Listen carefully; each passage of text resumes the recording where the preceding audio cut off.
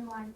Thanks for coming. Today we have Rob Caprera, and he's going to talk about estate planning, and he's from Southbridge, a lawyer there, been there his whole life. So thank you, Rob, for coming today. Glad to be here. Okay, I'm Robert Caprera. I'm an attorney from Southbridge. I practiced since 1979. I went in with my dad, small town practice. He had started in 1955, and small town practice, it was the way general practices generally were decades ago. I've now been practicing 45 years. I gulp to think of it. I speak to guys like you, and you know how fast the years go by. And they say the older you get, the faster it goes, and we're talking decades whizzing by as opposed to years. But it's been 45 years I've practiced. It's been a general practice. Predominantly when I started with my dad, it was personal injury. So it was trial work. I was a public defender at the Dudley District Court for the first 3 years and had a lot of trial experience, jury cases, federal courts, state courts, all around. And of course, in a small town practice, I was involved with estate planning, wills for clients, probating estates, and those kind of things. So I can say that I have been doing estate planning for 45 years. As of the last 3 or 4 or 5 years, particularly with COVID,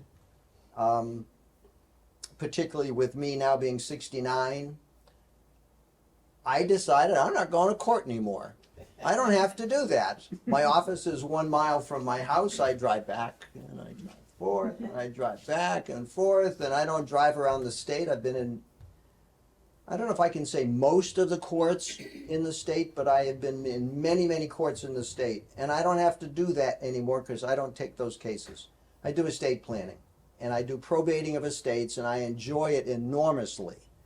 If you had sent me off in my life to be an accountant, to balance numbers in my profession, I would have been dead at 40.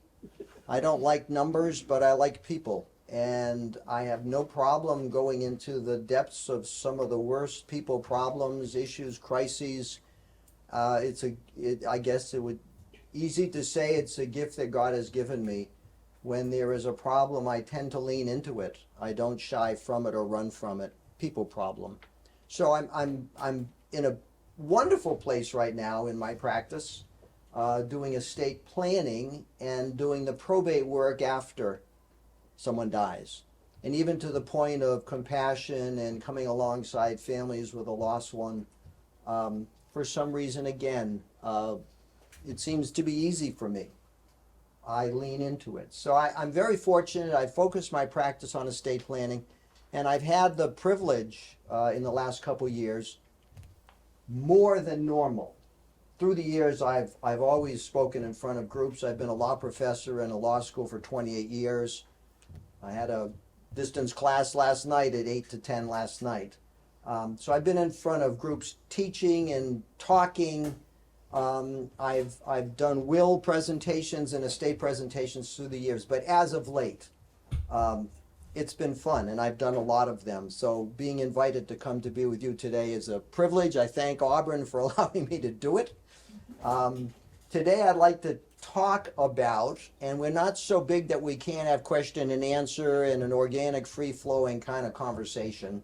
So if you have a question, just raise your hand. We'll deal with it. I will be here. I don't know if I've got a time limit, but I'll be here as long as you need me. I did actually have a 4 o'clock Zoom meeting that got canceled, so I'm free for the afternoon. So if you got questions, ask me, and we'll deal with those. Well, what I'd like to do is talk to you about 2 things: estate planning and probating an estate. And when we're doing estate planning and probating an estate, the pivotal time, the important time is death, the instant of death, the nanosecond of death. When we're estate planning, we plan up to it. And when we're doing probate work, we look back to it. At that point is where everything gets interpreted in the probate world. Okay? Now, commonly people will schedule an appointment and come to my office to make a will. And I don't want to minimize that. A will is a very important part of an estate plan. It's not the only part, but it's a very important part. But commonly people make a will, and a will is a very unique and weird document under the law. It's signed with the greatest formality. It's preserved with the greatest sanctity. But up until that point of death, it has zero legal effect. No legal effect at all. And that's why you can change your will 1,000,000 times. And the law says that the last dated will in time automatically revokes every prior will. So you only have one last will and testament. And that last will and testament is said to speak at the instant of death. It comes alive. It becomes legal at the instant of death. And when it speaks about property that the person owned at the instant of death. Okay? So we're going to talk about, as we get on here, owning and having. And there's an enormous distinction between owning and having when we estate plan. But the will at the instant of death speaks about property that the person owned. Okay? And we call that property the probate property. And that property with the will goes through the probate process, the probate court for us, Auburn, Southbridge, Sturbridge, it's Worcester. We're in a county system, so the probate court for us is the Worcester Probate Court. That property with the paperwork goes through the Worcester Probate Court, and after a year it comes out and the inheritors get their property. The word probate means proof. And so when we're talking about the probate court, it's the proof court. When we're talking about the probate process, it's the proof process. And it answers the question, how does a person who's inherited property prove that they own that property? Right? If you have a house, you have a deed. If you have a car, you have a title.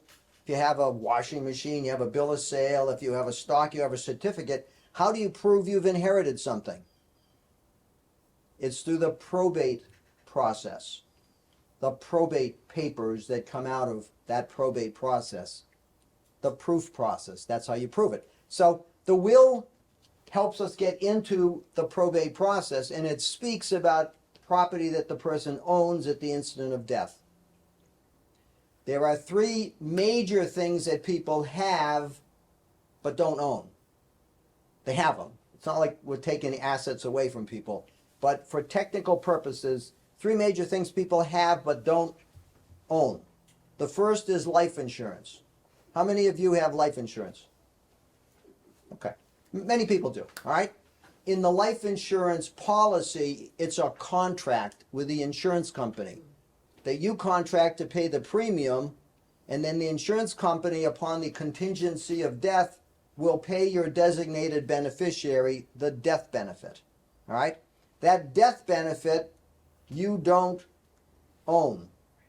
You have it. It's part of your estate. It's certainly a valuable part of your estate. And some people, they have 7-figure life insurance death benefits. It's a big thing in the estate, but you don't own it. Okay? So if you say in your will, I give my life insurance proceeds to Fred, that clause in the will makes no sense.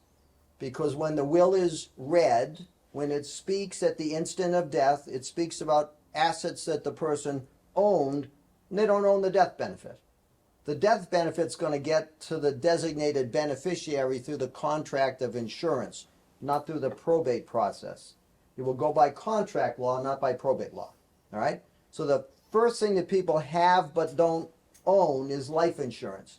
The second thing that people have but don't own is jointly held property.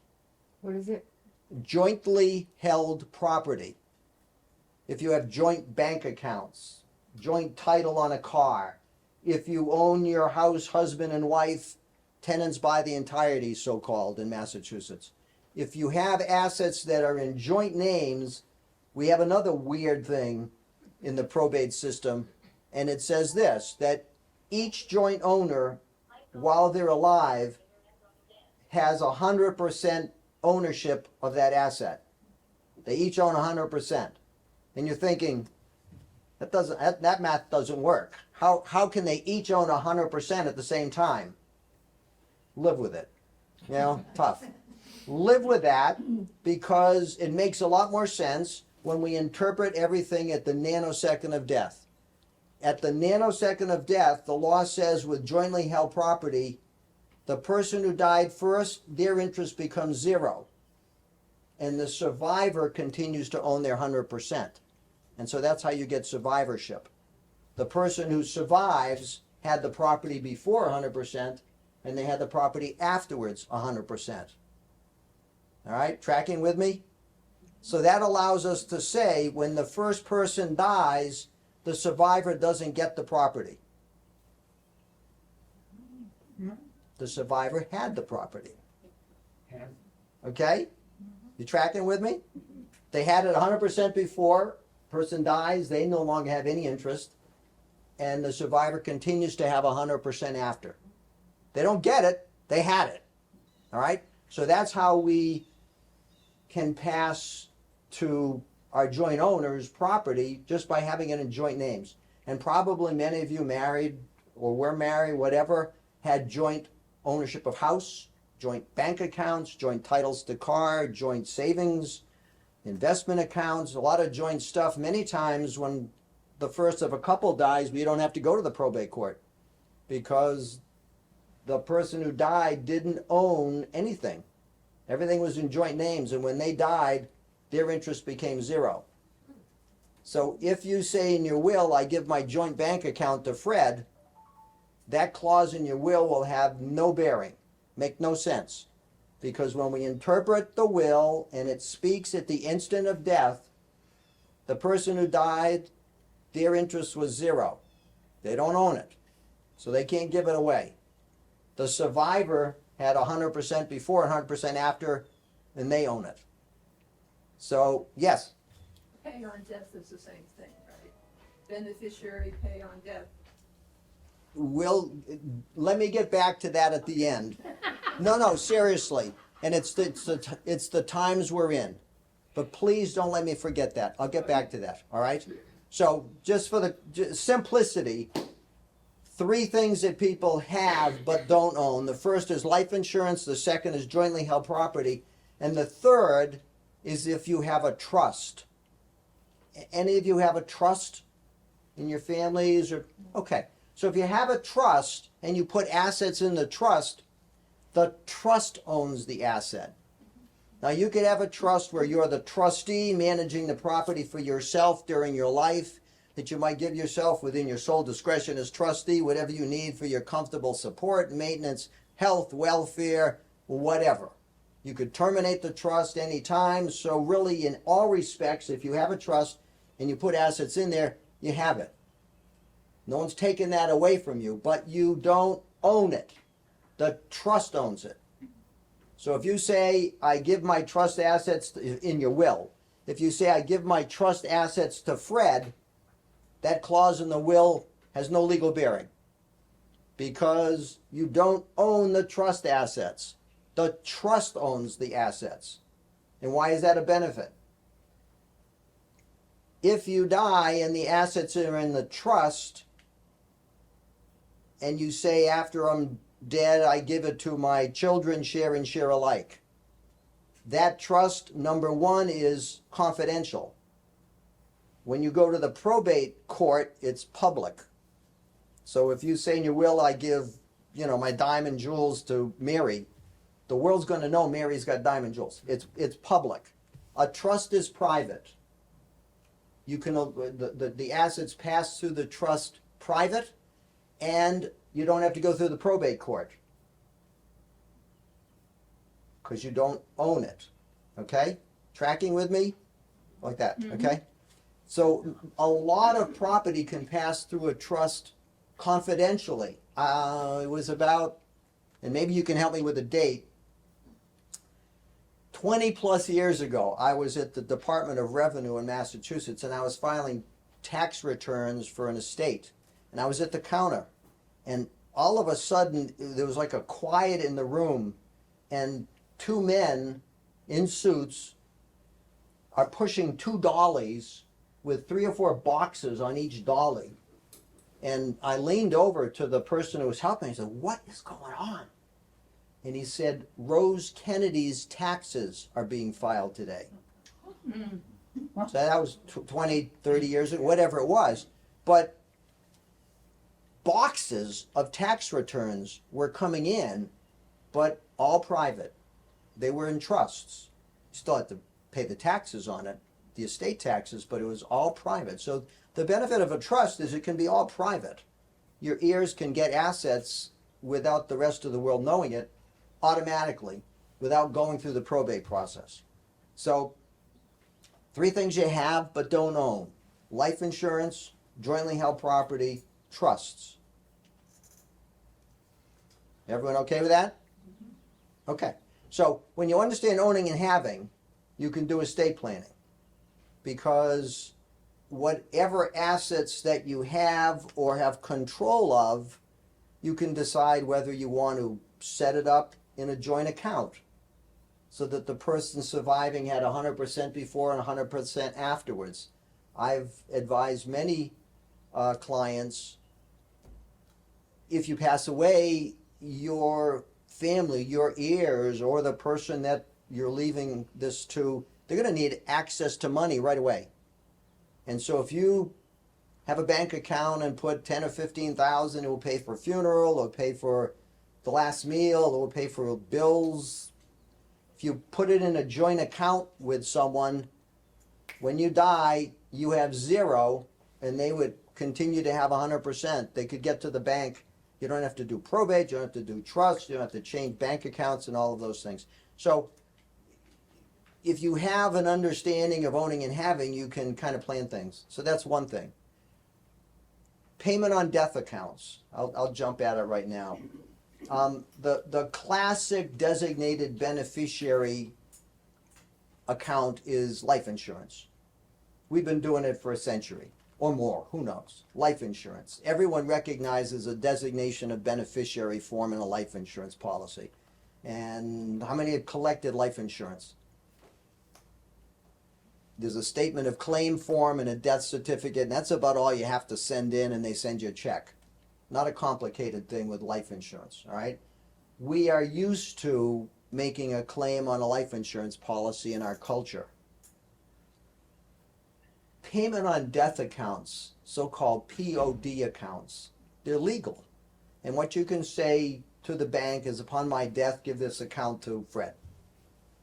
We used to have very common in trust for accounts that grandpa would put $1,000 in an account for each of the grandkids in trust for the kids. Grandpa dies, and the mom brings the kids to the bank, and the teller gives them a check or sets up an account for $1,000. No big deal, no heavy lifting, right?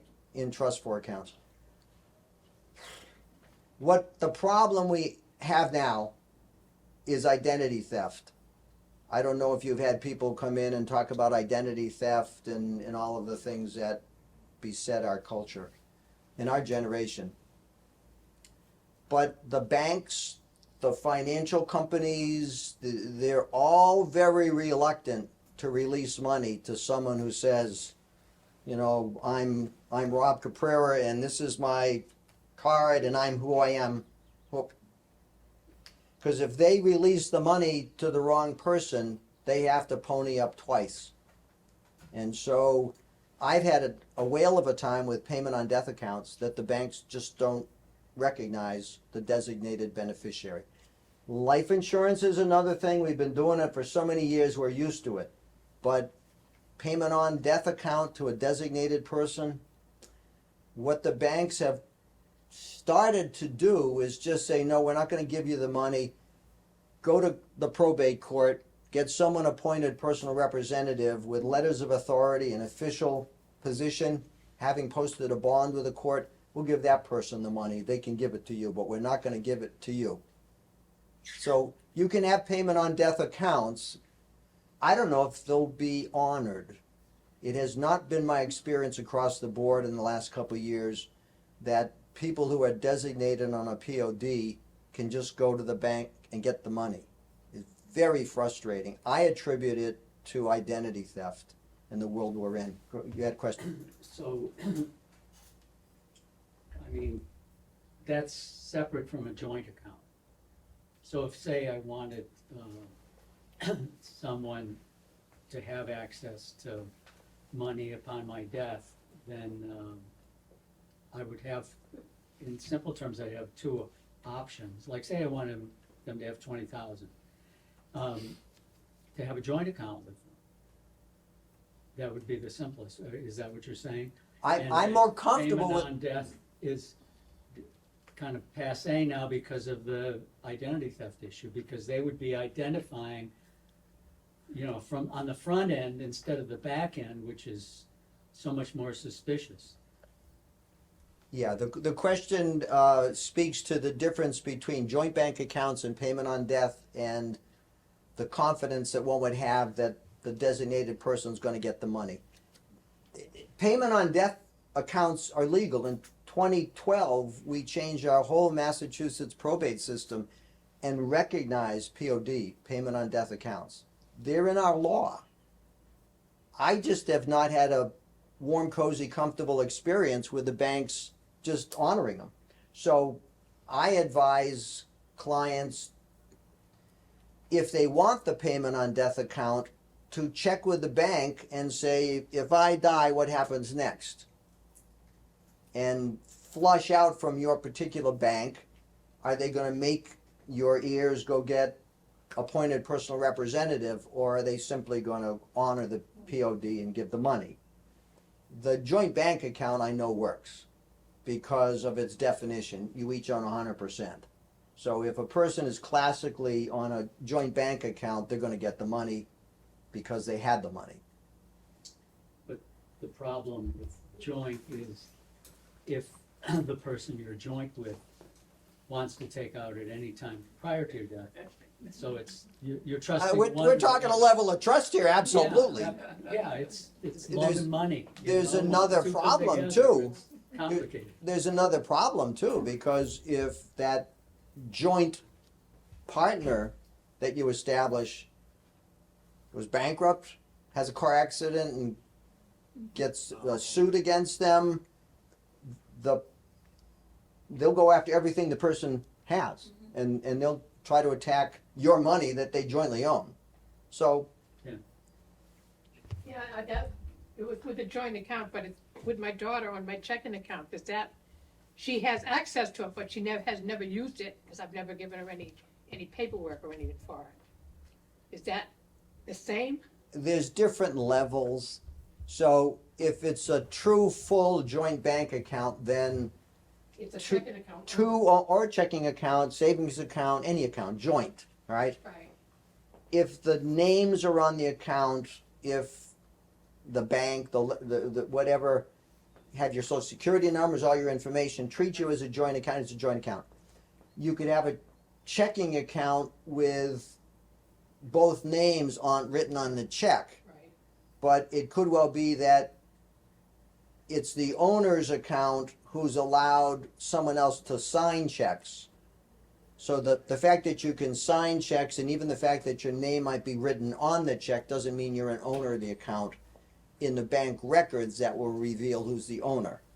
Or if it's an account that generates interest income, who's getting the slip in January to earn that income. The bank will make it clear. But I mean, I've had accounts in my office for years, and my secretaries have had power to sign checks as a convenience, but it's not their account. So there could be signing power, there could be names on the check but not ownership, or there could be full joint ownership, and that would be proven by what the bank has in its records. My daughter was here a month ago to go over all my papers, and she says check with the bank to make sure my name is on the checking account and then her name. She said, but check with the bank to make sure your savings I'm connected with, so to speak. And so I went to the bank. They said fine. Well, a couple of weeks ago, I went to made an ATM machine. And I put a transfer to my checking to my savings. Declined. I did it again, declined. So I went into the bank and the teller tells me, yeah, your insurance, your savings account is not connected with your daughter. And I said, I just was here a couple of weeks ago and the teller says everything's all set. So now at the end she says, you're all set. Do I get a document from them or something that I could prove. Prove 'Cause for that. years, I've been transferring money from one account, and Jennifer, no problem. But a couple of weeks ago, I went, and they said, it's declined because Jennifer is not. It's the world we're in, and we're all the same age, slogging through the same mess. I started practice with rotary dial phones and carbon paper, and I'm a whole lot more comfortable with those things than digital this and digital that, online transfers and everything else. I am one lawyer, and I hold the line on this. For real estate transfers and other things, I don't do wire transfers. I don't want any part of it. I don't want the risk. I don't trust. There was a lawyer up north of Worcester, a friend of mine, a contemporary of mine, whose name I won't mention, but he was involved in a real estate transfer where the wire didn't reach his client. And so it's hundreds of thousands of dollars Disappeared, Wow. yeah. gone. That's the world we're in. I don't want any part of it. Now, they're perfectly fine. They're done millions of times every day. But I'm not doing it.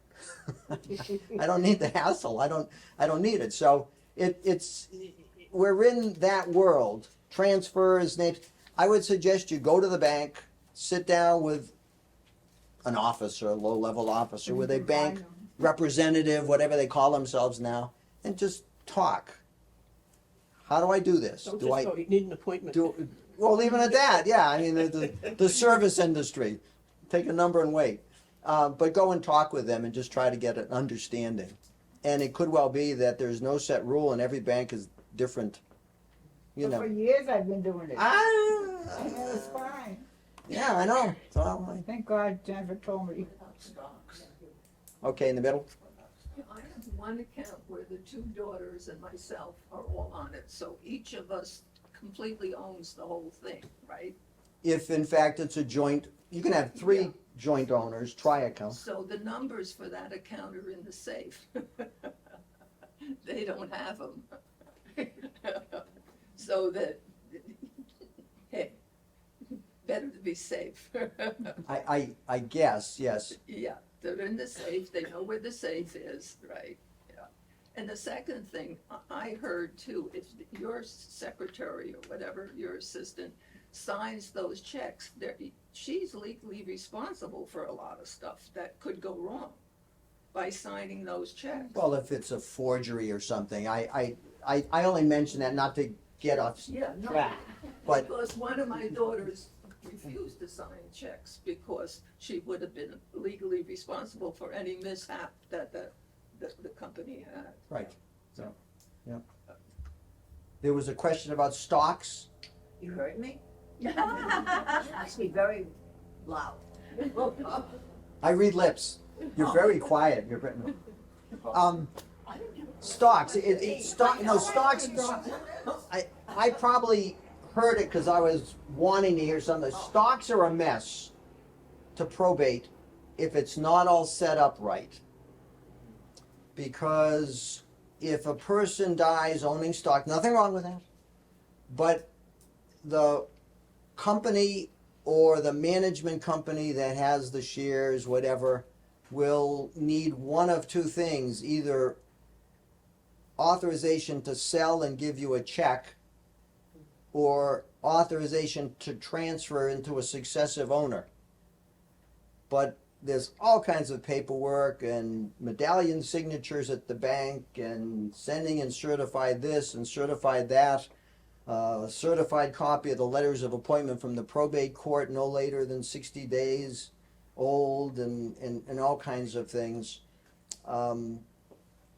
If you have stock in your portfolio, not wrong, I envy you, not wrong, but it warrants some attention because you could leave a mess for your family. I mentioned to you that I've done estate planning all my practice, but as of late I'm focusing on it. And when I finish up with families with estate plans, I kind of chuckle inwardly that I'm giving them documents, but I really sell peace of mind. That's what I do now. I sell peace of mind. When the people leave my office, they are assured and confident and comfortable that their affairs are in order, as the saying goes.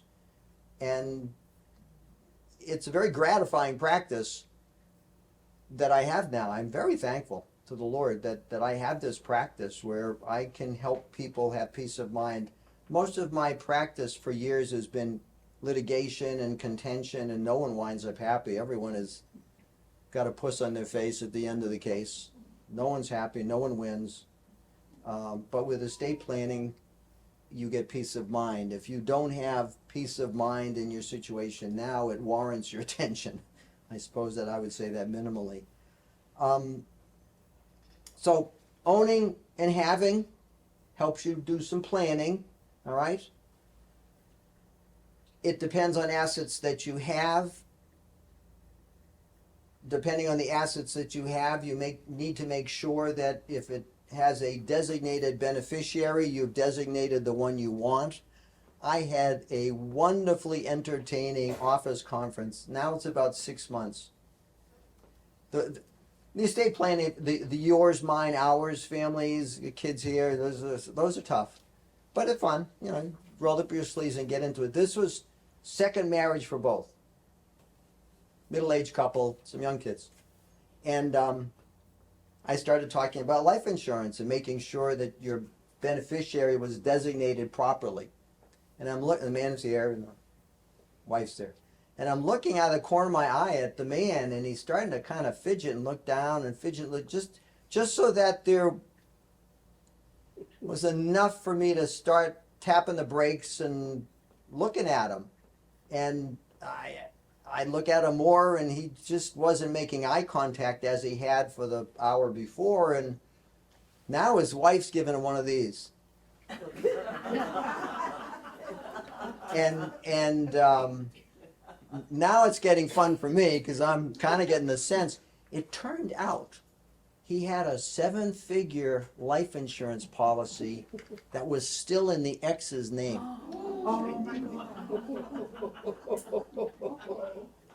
And it was, you know, you got to get your fears in order and make sure everything's in place, and you'll have peace of mind. I probably, thing number one that he did was to fix it, and I don't know if he was on the couch that night or not. I don't know, but that was, it just, you can go along and not change things, and when I have an opportunity to sit with families, I can help them check to see if it's okay. Check to see if everything is designated that you want to designate. So owning and having. That works us up in estate planning to the nanosecond of death. Let me talk about the probate process. You've probably had family members and you've been through the probate process, and no one has a warm, cozy feeling about that. The common complaint about the probate process is it takes too long, right? Why is this taking so long? Well, it minimally has to take a year. There's nothing that a lawyer or anyone can do to expedite it. The law says that 1 year from date of death, creditors can make a claim against the estate. That's the statute of limitations for claims against an estate. So you have to keep the estate open for a year. You can't close it before a year. And personal representatives are, at least by me, not encouraged to make distributions, at least large distributions, before the year, because you never know if a claim's going to come in on day 364. So you kind of have to hold off. The personal representative is the person who, in a sense, manages the estate. They sign the forms, they post a bond with the probate court where they promise, a bond is a promise, and they promise to do their job properly, not abscond with the money, not lose the money, and make distribution appropriately. They're on the hook until they're discharged, and that really is what marks the close of the estate. When they have their first and final account approved, the court will then discharge that person and everything's done. All right? But up until that time, the personal representative's fully on the hook. So we don't make distributions, or we don't encourage distributions within the first year. Is Yep. that just in Massachusetts? Well, that's our rule in Massachusetts. It used to be before 212 that it was 9 months after date of appointment, which if you stayed on top of things was about a year because it takes about 3 months to appoint. But I'm speaking about Massachusetts. I don't know other states. Okay, thank you. Good question. Yeah, a lot of what I'm saying is Massachusetts law. In 2012, we adopted the Uniform Probate Code. We have the MUPC, Massachusetts Uniform Probate Code. And these are rules from that. These are rules that I've had to learn in the last decade after all the other rules that I've learned through the years. Anyhow, yes? The funeral home doesn't have to wait a year for a payment, do they? No. So you can pay them out of the, Oh, yes, for sure. A lot of times there's insurance specifically for the funeral home, or there's prepaid insurance, prepaid funeral plan, or the family will just have money to pay the funeral home because they don't want to be in the hook. And that's why I suggested you might want to talk about $20,000 account or something. You can have a joint bank account with your family or friends, so they have access to money to bury you, pay the funeral director. Wouldn't life insurance also take care of that too? There are some policies that are paid directly to the funeral homes, or life insurance if it's not a strange cause of death where they're investigating whether it's a suicide or whether it's a double indemnity policy on accident, so they got to verify that. If it's a basic life insurance, you send in the claim and the death certificate and you get paid pretty quick. So you can turn it around in a couple weeks to get money to pay the funeral home. But it's appropriate to pay the funeral home. Yeah. So if you're planning your estate, it's proper to have funds available so that those you leave behind can pay the funeral home. Fair is fair. They do the work. All right? Yep. And you're saying a good way to do that is to maybe have a joint savings account with, say, your child? If you trust the child, it's simple That would be- because you would each own 100% in your life. You'd be using it during your life, but once you die, at the instant of death, they have 100%. They have it. The next hour, they can go to the bank and withdraw the money. They got to fly people up for a unexpected death, and they start booking flights. They have the money. So I suggest that's the way it can be done. That's the way it can be done. All right. So the probate process: a person dies. We now have a couple ways that probate can go forward. Again, it's the proof process. It involves clearing title into the heirs for what the person owned at their death. So not everything goes through the probate process. Things you have don't, things you own do.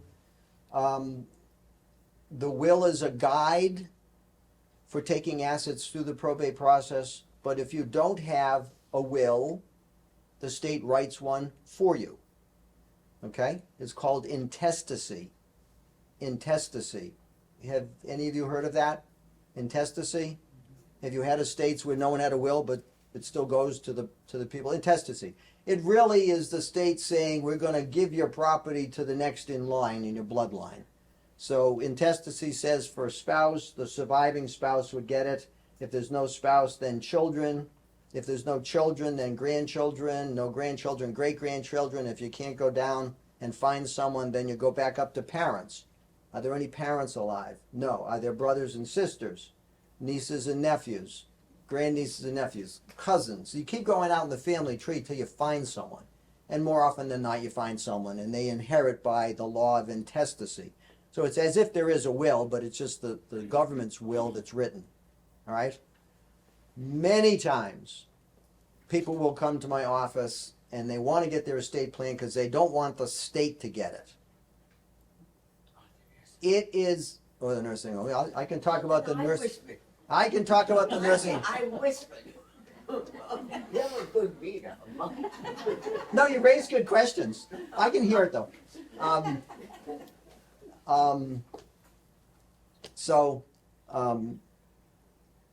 Oh, isn't this funny?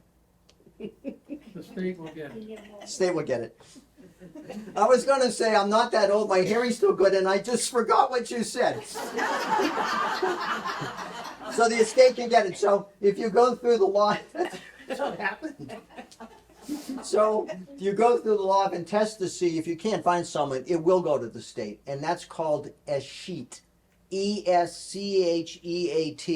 The property will escheat to the state. But very rarely that happens. You're going to find someone. You're going to find someone. So if you have a will, the probate process follows the guidance of the will. If you don't have a will, then you're basically filing the same papers, but you're just telling the court we don't have a will. All right? So there's an initial filing of papers, petition for appointment, and everything else to get the personal representative appointed. All things held equal, that can happen in 3 to 6 weeks. Personal representative gets appointed. Their responsibility now is to do what is called marshaling the assets, to gather in, to find out what the person owned when they died. Because when that is done, then that person prepares a document called an inventory. And the inventory is filed with the court, and it lists everything that the person had. All right? Then, with that task complete, now the personal representative has to pay creditors and bills and do all those kind of things. And then wait till the end of a year, and thereafter now file an account. And the account is two-parted.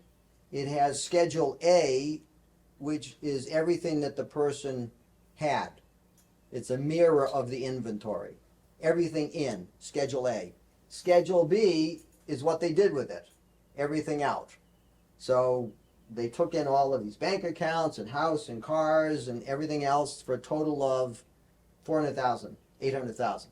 Schedule B says they paid filing fees, they paid lawyer fees, they paid funeral directors, they paid bills, medical bills, they paid all of these different things, and then everything that's left, the 3 kids, they each get a third of what's left.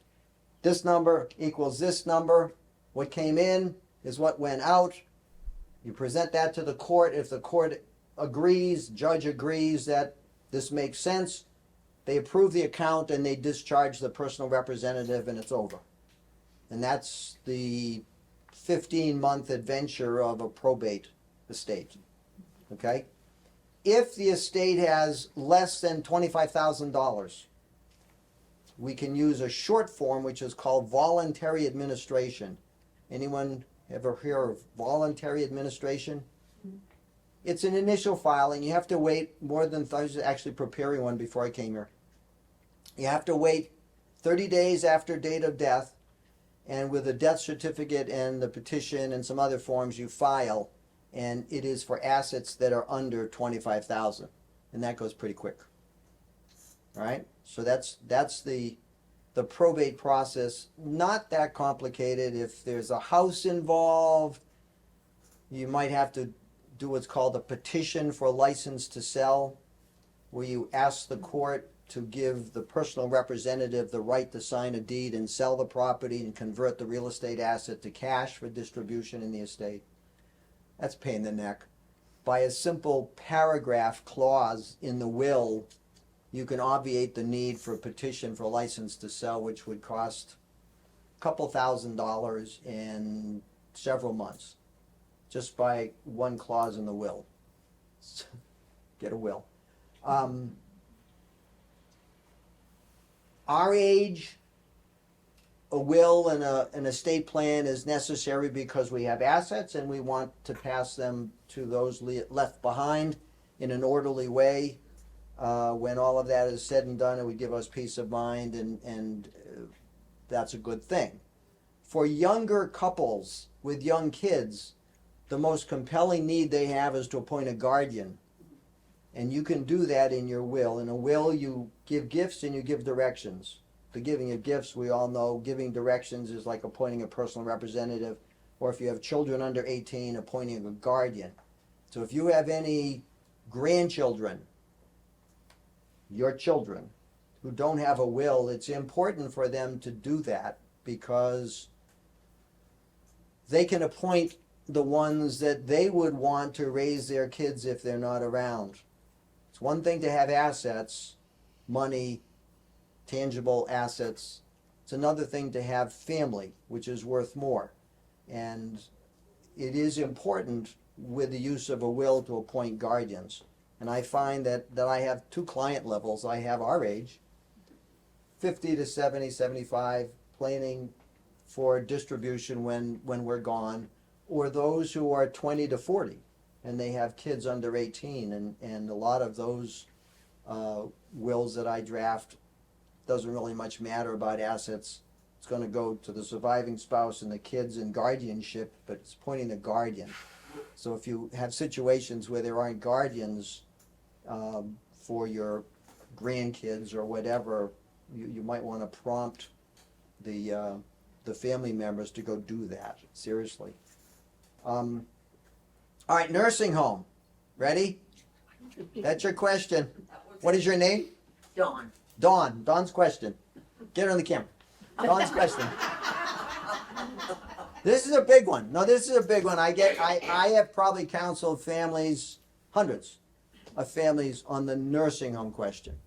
The nursing home bugaboo. Don't want to lose the whole estate to the nursing home. All right, you've heard that, probably wondered yourself. Here's how this comes to play. If you have to go to a nursing home and have assets to pay, you got to pay. It's like a hotel room. If you look at it like a hotel room, nursing home's no different. You got to pay for your bed. But if you pay down to less than $2,000 of what are called countable assets, then Medicaid kicks in, and Medicaid will pay the freight. The difficulty is you might exhaust yourself of all your countable assets and have a house. The last thing you're left with is the house. If you are in the nursing home and Medicaid kicks in, Medicaid will be paying, the government will be paying for your hotel room. But they'll keep tab on it so that when you die, they have a lien, and they will apply the lien against whatever assets you leave behind in your estate, which is the house. And so it can be said, it is said, I would say not necessarily accurately said, but losing your home to the nursing home. But what if the house, excuse me, what if the house is in joint names? Well, then if there's a husband and wife, Well, no, not necessarily husband and wife, but like a mother and daughter. well, we'll get to the look back period, but supposing it isn't truly joint names for nursing home purposes, half the value is now up for grabs. Okay. So for the person who's in the nursing home, the tab will go against half of the value of that house, and it will be a lien on the house. Okay? But not beyond half of the value. No. However,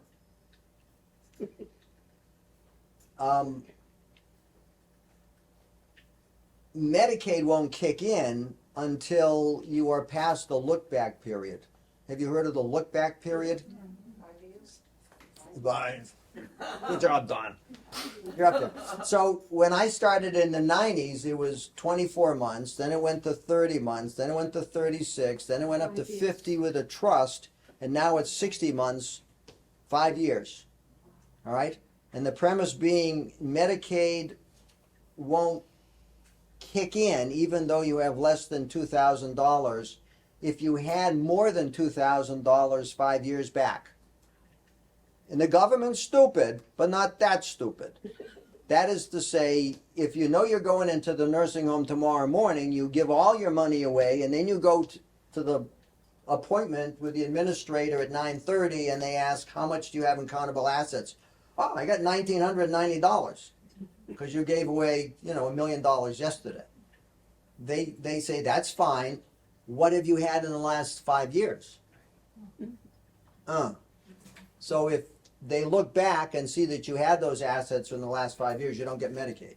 You have to pay your way. So my problem is that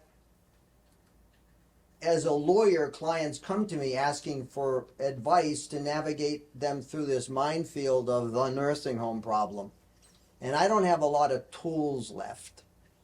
In the 90s, I used to get 2 or 3 advertisements for continuing legal education every month on elder care planning.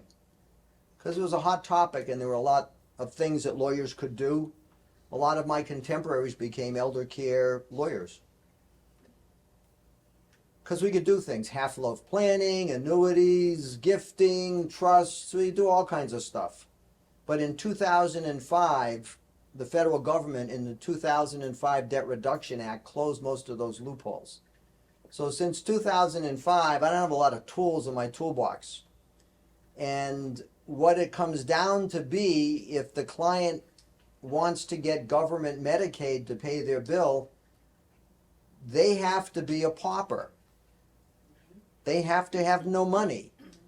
I gotta make them give up all their money, and maybe I'll give them a complimentary shopping cart and directions to a bridge to sleep under, but they gotta have nothing to be able to qualify for Medicaid. I don't do that. I'm your age. I'm not gonna tell the people who worked all their life to have security to give up their assets. I'm not going to do it. Now, one of the things that can be done is to put everything into a trust. You might have heard of that. But it has to be an irrevocable trust. You can't touch it. When the ink dries, you can't touch it. And again, I don't want to tell my clients, this is preference. You know, there's the science of practice and the art of practice. Maybe by the book I would tell you to get a trust, but the art of it, the heart of it, I don't tell my clients, and this is just how I roll, this is how I play. I don't tell my clients to put in a trust. I don't write irrevocable trusts. Because life changes. I've seen life change. I have irrevocable. Well, I hope you're happy with it, and what's ever in it, you can't change it. So what I'm saying is, my house, when I die, the money is going to be equally divided among my 6 grandchildren. And I took, my lawyer talked about it, and took a irrevocable, which means the nursing home can't take my house. Is that correct? When did you do the trust? How long has it been in 30 existence? years ago. Okay, well, you've gone by the look-back period. I'm sorry. You've gone by the look-back period. And that's the strategy, and I don't want you to slink out of this room and feel badly. That's a strategy, and if you're comfortable with it, I'm glad for you. What's the downside? You can't change it. Oh, I know. I wanted to. I wanted to go to my equally divided amongst my 6 grandchildren. So I took an irrevocable. I remember paying $1,800. My lawyer went to the court. And, I'm. okay. Things change. Your 6 grandchildren die. Who's going to get your money now? You don't know. Your intestate years. Die at one time. They could. Not likely. Possible. But it's irrevocable. You can't change it. So you could have one of the 6 grandchildren become a special needs child. You don't want that child to get 1/6 of your assets.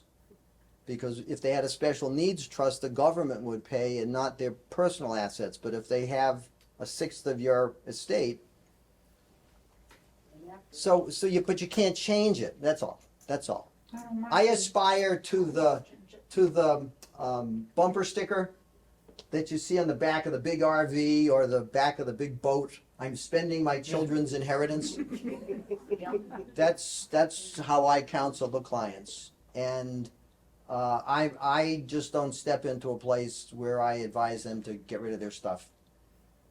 I do a lot of revocable trusts because I believe life changes. I am working with one client right now on their 6th amendment to their revocable trust.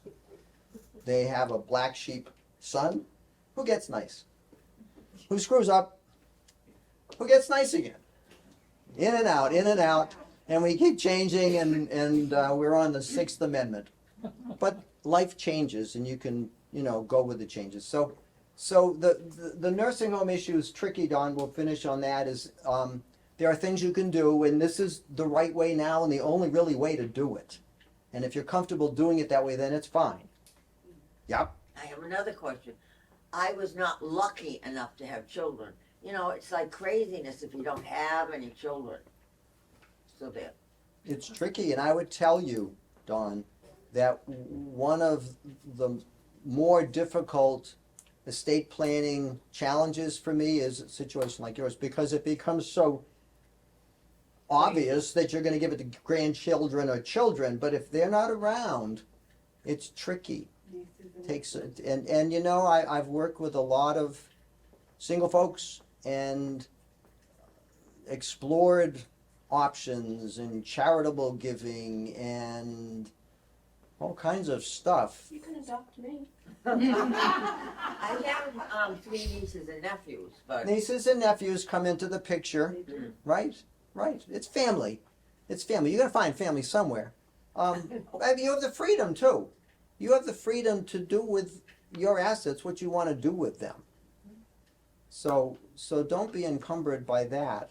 It's not a game you could lose, but it is more challenging for me to work with a single person or families that have died. It is. Really, I mean, I bring my heart into that. You really have to. It's not obvious. You got a husband and a wife, 3 kids. The will. Everything I have, I give to my wife. If she should die, predecease me, I give to the kids share and share alike, or all to their children in their place. It's easy. That's what everyone. That's what they mostly want. Yep. It's no arm twisting to get to that point, but in yours, mine, our families, and single families, it's more work. Okay. So if you have a revocable trust, what happens if you go into the nursing home? As opposed to an irrevocable trust and you go into a nursing home? You haven't started the look back period clock. How about 15 years? It's been 15 years. If so you have a revocable trust, irrevocable, if it's irrevocable, then you're good. and you've put Right. something in there. So You have to what fund it, about people too. who have a revocable trust and they go into a nursing home, then what happens? Well, see, with a revocable trust, a revocable trust, you can take the money out. So you really haven't divested yourself of it. So the nursing home can make you take it out to pay. No. No, they can't. So, I mean, I the nursing home can't make you do anything, but if you want to sleep in the street and not on a nursing home bed, you will pay the money to have the bed. If you think of it like a hotel room, you have to pay for it. So they're not making you. It's more comfortable on a bed, so you pay for that. But if it's a revocable trust, it doesn't start the look back clock because you haven't given it away. You haven't divested yourself of that money completely. If there's a 1% string and you can bring that money back, and that's why it's very complicated. I don't even want to get involved. It's very complicated with irrevocable trusts because if there is any way in that irrevocable trust that it could be seen that the donor has control, then it's not 100% given and it doesn't start the look back clock. So it's tricky. It can be done, but it's a tricky thing. Is the executor, is that the personal representative? Yes, in 2012, when we adopted the Uniform Probate Code, we began, it used to be the executor for the man and the executrix for the woman. But now we are gender neutral. Don't think that way. So now we have a personal representative. And if I don't name one in my will, the state will find one for me? No, because if you don't have one in your will, someone's got to file the papers. So someone who petitions is going to put their hand up and take charge. Yeah, okay, good. The court is not obligated to honor the nomination of the personal representative, but they usually follow it. As for guardians, the court is not obligated to appoint that guardian that you nominate. The standard and within probate court with children, what's in the best interest of the child? That's the standard. That standard will always be applied. So if a couple that has kids under 18 die and they've nominated someone to be guardian, that is not guaranteeing that that person will be guardian. But they have a leg up on everyone else. The court will value that nomination to a point. Why not? Because 5 years after the will is drafted, the person now might have ALS. The person might be an alcoholic or on drugs. That person may not be in the best interest of the child to be the caregiver. So the court is going to like check the box, what's in the best interest of the child, but they'll look at the nominated person first. And they have, it's not 99% sure they're going to get it, but pretty clear they're going to get it. Getting back to that gentleman who said that he has nieces and nephews. Me? Are you? When I did an irrevocable trust, my lawyer says, what age would they be able to? I says 21. He goes, no. At 21, they'll spend it like that. So we made it up to 25. But then they can make a better judgment of it. So be careful with. Yeah, nowadays we talk about the world we're in. Nowadays, when I'm talking with clients and they have like a daughter who's 15, I will encourage them to create a trust, because if little Missy comes into money, if both the parents die, car accident. Well, if both of the parents, they may not have means, but if both the parents die in a car accident, they're both going to have wrongful death suits, which may both be 7 figures. And so now the combined estates that Missy is going to inherit is 7 figures. And if it all goes through the probate court, yes, we have bad people in this world. We have people who follow obituaries. I don't, as a practice, put jewelry in a will. I give my 4-carat diamond to my niece, kind of thing, right? Because it's a public document. And yes, people follow obituaries, and a couple months later we'll go to the public records and look to see what Missy is going to inherit. And so within the next year they might go visit Missy's house. They might. Not likely, but I'm not going to be a part of causing that possible problem. So I don't put anything about valuable items in a will. It's just not what you want to do. And when you might have a 15-year-old girl who might wind up with a bunch of money, either under guardianship until she's 18, but if she hits 18, the guardianship ends, so all the money's given to her. There might be a line of suitors at her door who aren't well-intentioned, and it's not fair. 21, 25, whatever it might be. If it's a trust, suitors aren't going to know, but the daughter will be cared for. So there's some considerations. If you look into the future, you don't have a magic ball. You don't have a crystal ball as an estate planner, but you have the ability to make some choices for what ifs, a lot of what ifs. What are the implications of putting your house in your children's name? An upside would be you avoid probate because it's in joint names. We talked about 100%, 100%. A downside is if your child mismanages money and runs up credit cards and they bring lawsuits against your child, they'll attach what the child owns, and it would be your house. Or it could well be that the child really, it's an accident, and the child ditches a school bus that tumbles into the valley and bursts into flames, and 40 kids die, and now there's 40 wrongful death suits against your child. And they're going to get everything that your child owns. There goes your house. What if, Yeah, following but that it could same, happen to, the same thing could happen. Yes, but you It's one or the other is at risk. I'm not saying it couldn't happen, but if you don't have to do it, Yeah. if you've worked hard all your life to have the security that what you've earned gives you, that so-called I'm spending my children's inheritance. I speak to our generation. What's more cumbersome for me is when the kids come in, the 50-year-old kid comes in who wants dad and mom's money, but it's not their money. Inheritance is not a right under the law. Inheritance is a benny, but it ain't a right.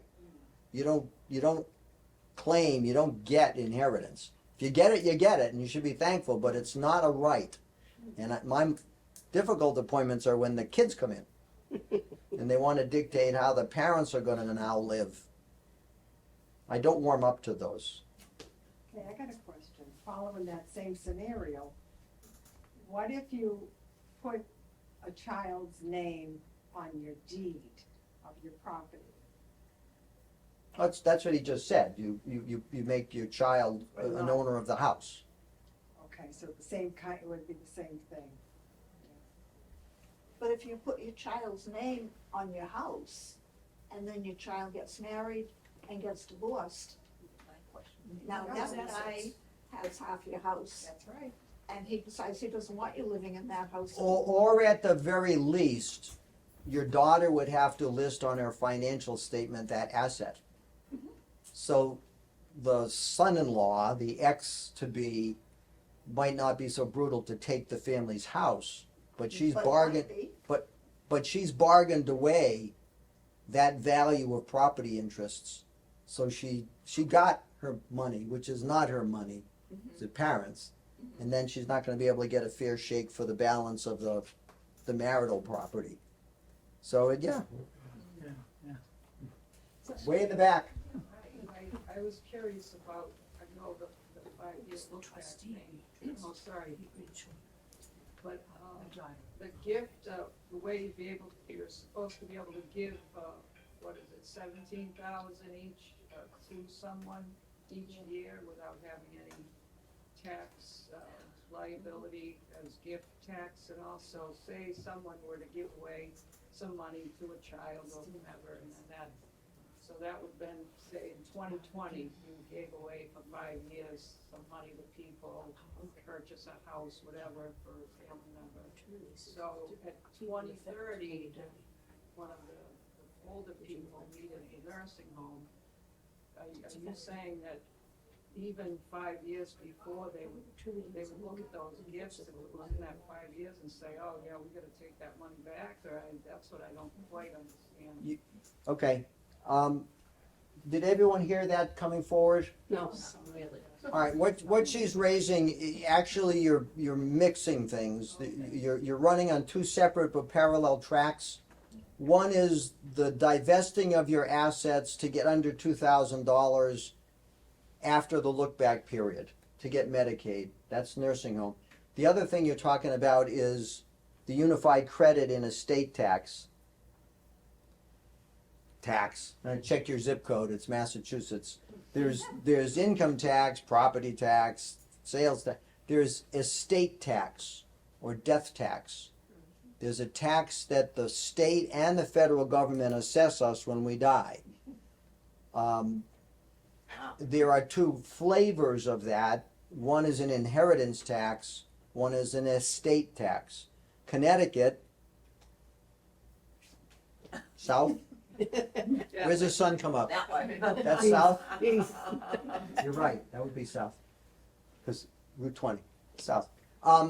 The inheritance tax in Connecticut is a tax on the heirs as they inherit the property. So they get their full inheritance out of the estate, and then they pay a tax to the state of Connecticut depending on how close they are to the person who died. So if it's a spouse, the tax rate is lowest. If it's children, it goes up a little bit. If it's grandchildren, so now you go down the family tree and the rate keeps going up. So if it's children, it's a little higher. It's grandchildren, a little higher. Until you get to not related at all, and that's the highest inheritance tax rate. And they pay, so they will net out, but they'll get the gross from the estate, but then pay the tax, the inheritance tax. Massachusetts and federally have what is called an estate tax.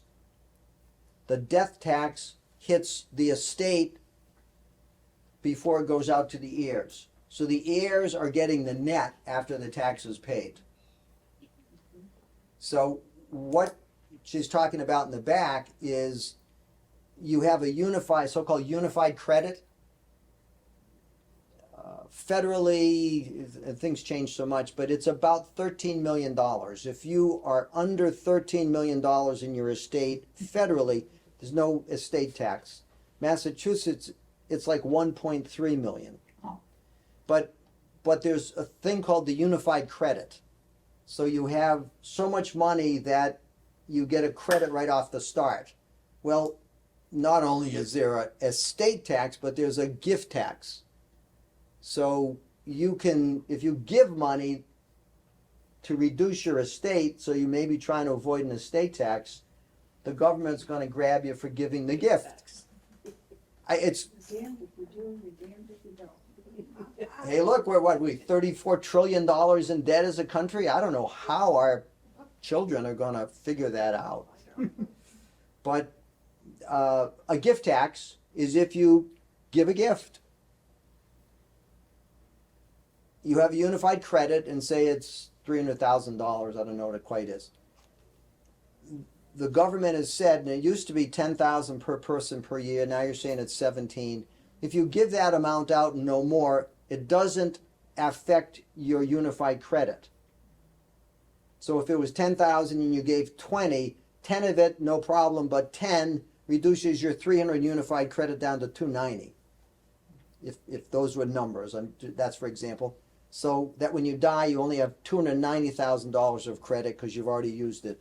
So there is a gifting plan in estate planning that you try to divest yourself and get it to your kids and grandkids by giving gifts every year. Give a gift on December 29th, give a gift on January 2nd, boom, boom, bunch. But that's for the unified credit. That's not for the nursing home. So, but would the nursing home then, if that's in the 5-year window, say that was your money, so we want Yes, yeah, that's applying, that gifting strategy is to try to preserve your unified credit for estate tax purposes. But if you do that within the 5-year look-back period, that money is yours. So you're not under 2,000 countable assets.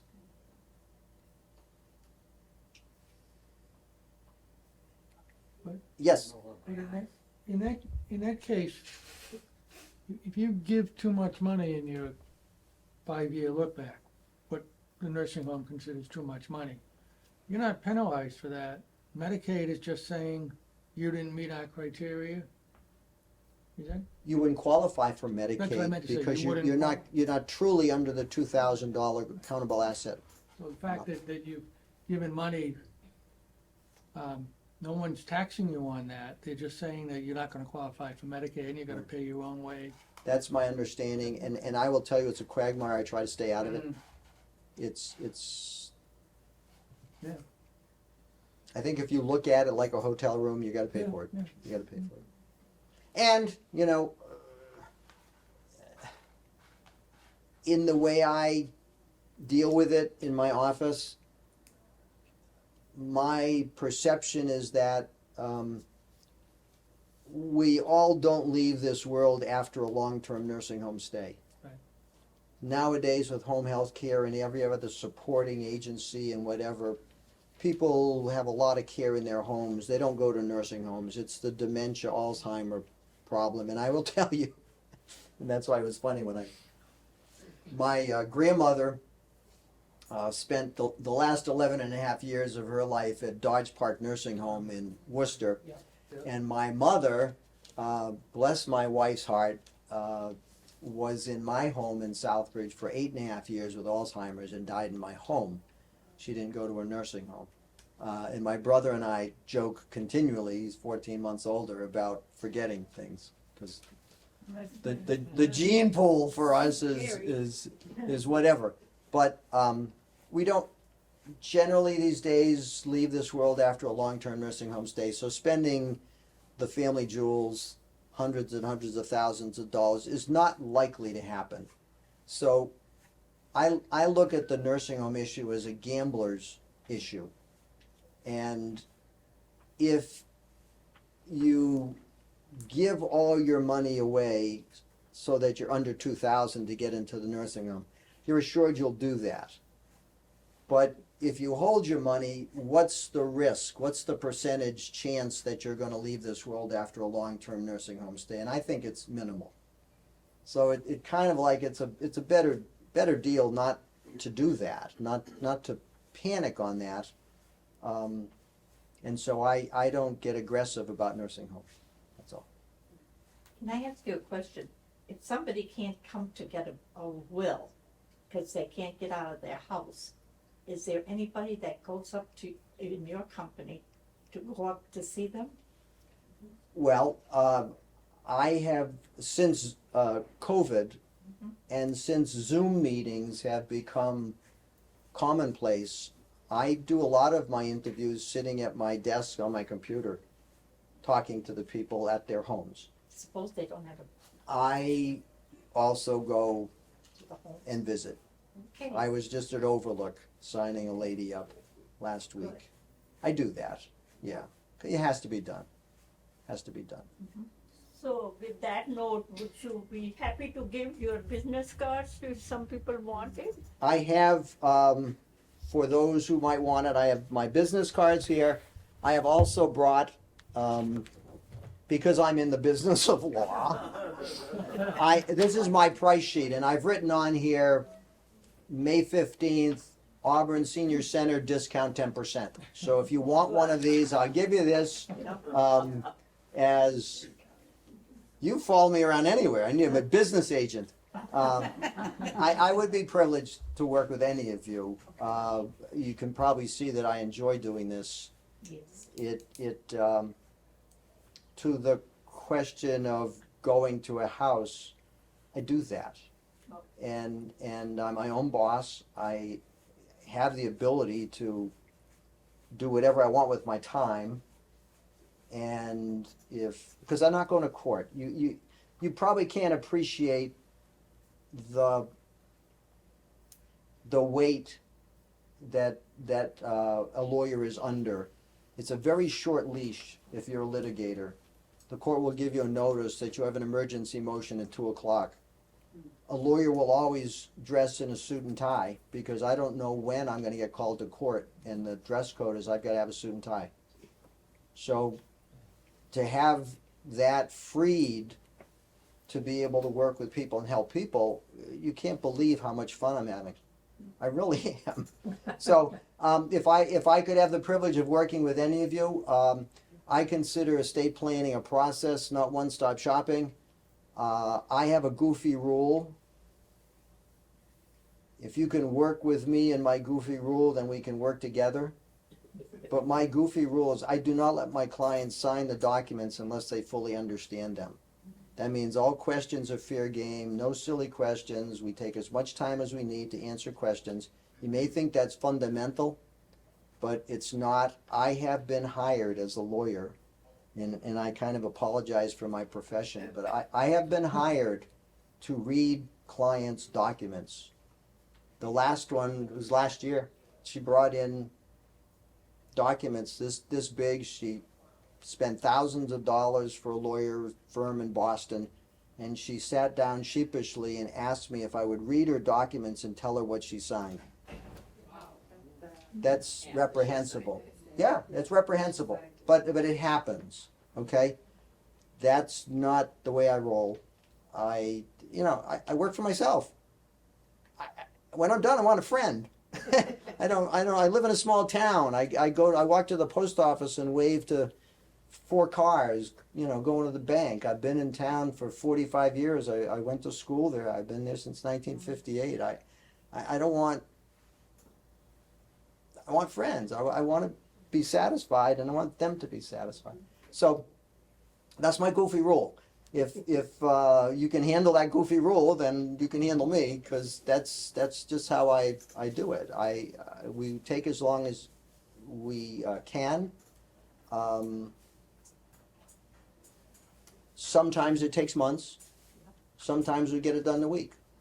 It all depends. When I tell the clients about owning and having, then they start changing their 7-figure life insurances. Then they come back and talk with me. You have to get those things cleared up. They have to check into their investment plans, their 401ks, and their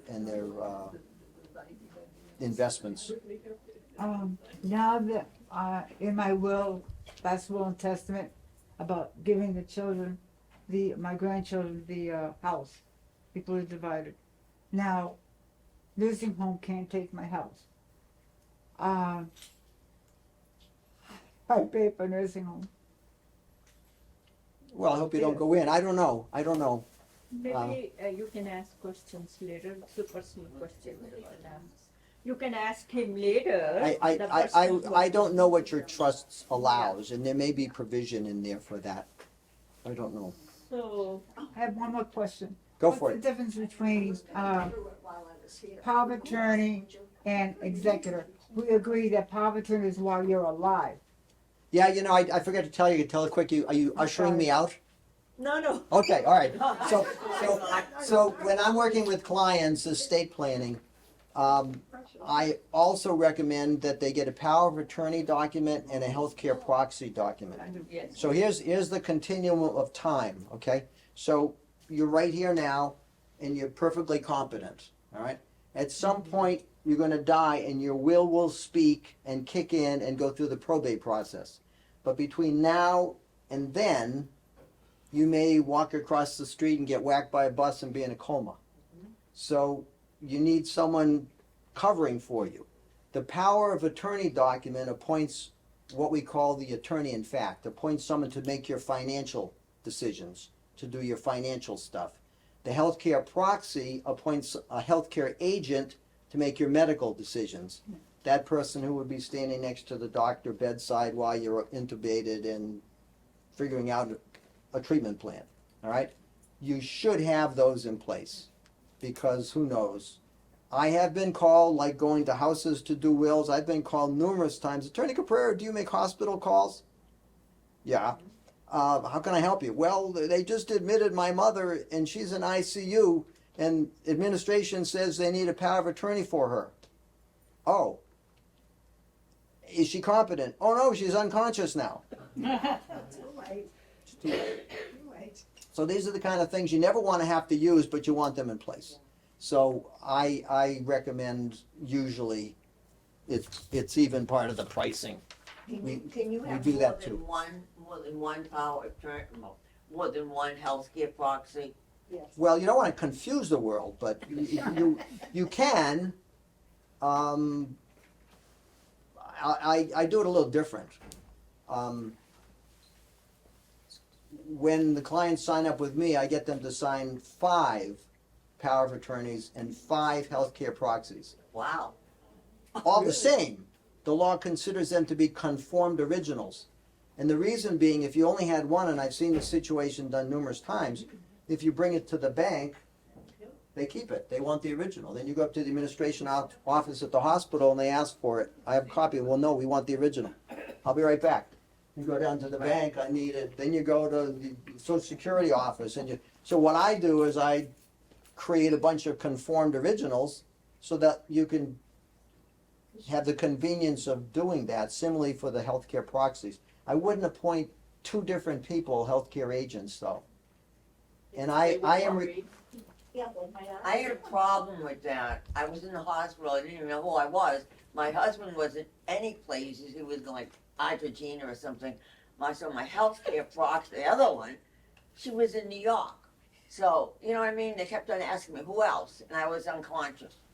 You know, it's like a mix-up. That's a rare circumstance. I am reluctant to actually put like 2 brothers on together or 3 sisters on together, because what you've done is created Siamese twins and they have to act together. One can't act in the absence of the other. So it makes it very difficult if there's an emergency and, you know, one's on vacation and 2 are there, you need 3 if you create it that way. So So what do you do though? Actually, well, the if they're not around, they you won't. try to find them. There's implied consent. Doctors aren't going to let you bleed out. You know, Oh, no. they'll do that. But I think the best practice, and it's not perfect, is to pick one, and then maybe have an alternate if they can't do it. But don't pick 2, and don't have 2 different documents, because they could come They could argue. Yes. One might want the inheritance and say withhold the treatment, and the other might want the love and care of your relationship and say give the treatment. And yeah, I'm being a little facetious, but not overly facetious. You could have Yeah. competing interests and get nothing done, so you haven't helped yourself. Okay. All right, so power of attorney, healthcare proxy, and One more. go for it. We used to have, on our land, some kind of homebound. Homestead. Homestead, yeah. Is that still in existence? Yes. The, Is? the homestead is Yes, I got them. a limit of protection against creditors. Okay. But it's not against the government, it's not against taxes, it's against creditors. So, it's now 500,000, it's gone up, and used to be able to declare husband and wife, disabled, elderly. For I think it's $35, you file a one-page document in the registry of deeds. But even if you don't file that, you have an automatic homestead in Massachusetts now. Okay, thank you. We had a speaker here a while ago that said something that, something about probating your car, your vehicle. I forget what she said about it, but it's something like, just because a person dies, don't mean you automatically get their vehicle. She said, I forget what she said. Well, the title is still in the decedent's name. Right, You so have to they- go to yeah. the registry of motor vehicles Yeah. for that. Like POD accounts that they don't honor, one of the things that's seemingly easier these days is the registry of motor vehicles, without a will, without probate, will allow a surviving spouse to get the title of the car switched over by showing your marriage certificate and But what if your, it's in a spouse? What if you'd have to go through probate. And if that's the only asset, it would be through voluntary administration. I mentioned voluntary administration under 25,000 plus one vehicle. So if you have 24,000 in a bank account and a car, you can still use voluntary administration. So you get someone appointed as the personal representative who can sign the back of the title. Can you donate a car, that you don't own? Well, okay. Is it I being, have a 2012. Don't donate my car, I gotta get home. I have a you still need to pay 2012 Toyota, Yeah. right? But all my things are pay on death, so I don't plan to probate a will.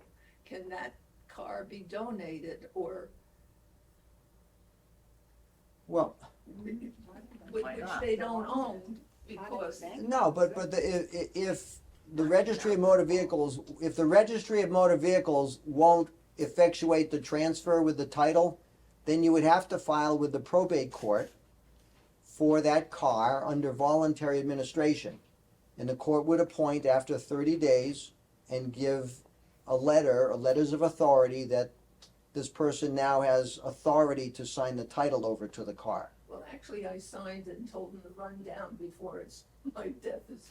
Okay, so I didn't hear that, and it's not on the camera, but I've seen it done before. Get there before. No, though, I've seen the signature on the back of the title. And I've seen the signature on the back of the title, fill it in when I die. I've seen that, but I didn't say that. I hope they use the same color pen. I understand. So I didn't say that, you did. all right, well, thank you very much, Mr. Caprera. Thank you.